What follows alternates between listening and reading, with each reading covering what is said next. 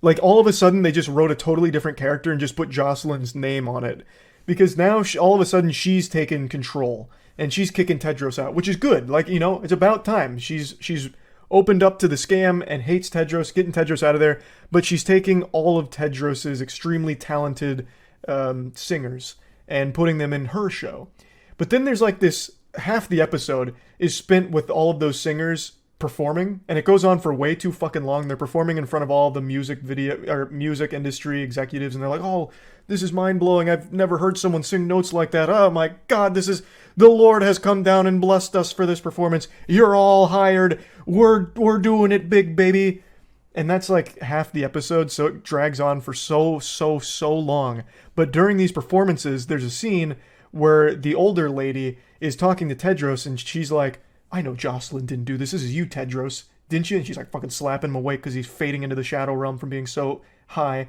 And he's like, "Yeah, no, this was me." And she's like, "Okay, well, you and I need to work together because this is real talent. You found them." And then actually 3 minutes later, she just fucking hates Tedros. She's like, "Yeah, he's such a fucking weird loser. Tedros sucks."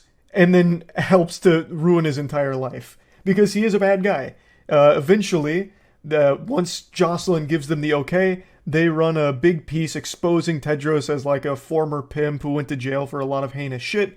And that lady who actually 3 minutes ago wanted to help Tedros and work with Tedros and not Jocelyn apparently was integral to helping that come to play.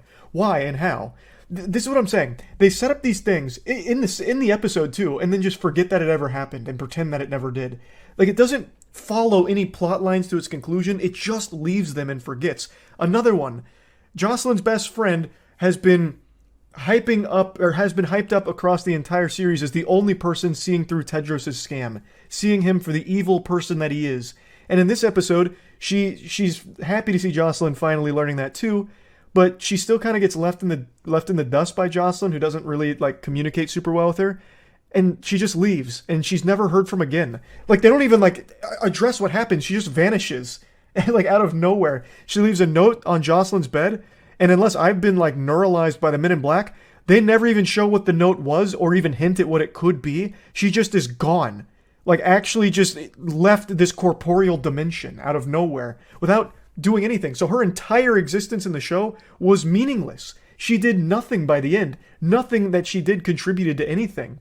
It's actually just shocking. Like me explaining this episode sounds like the ravings of a mad lunatic. But this is actually how the episode plays out. It is nonsensical, convoluted, messy, stinky, repulsive. Like it's awful. Everything that could go wrong with a single finale went wrong with this one. It's an absolute disaster by all definitions. It just really feels like Sam was in his refractory period. Post-nut clarity, he's like, damn, I really didn't make a good show here. Let's just end it. Because originally this show was pitched as 6 episodes.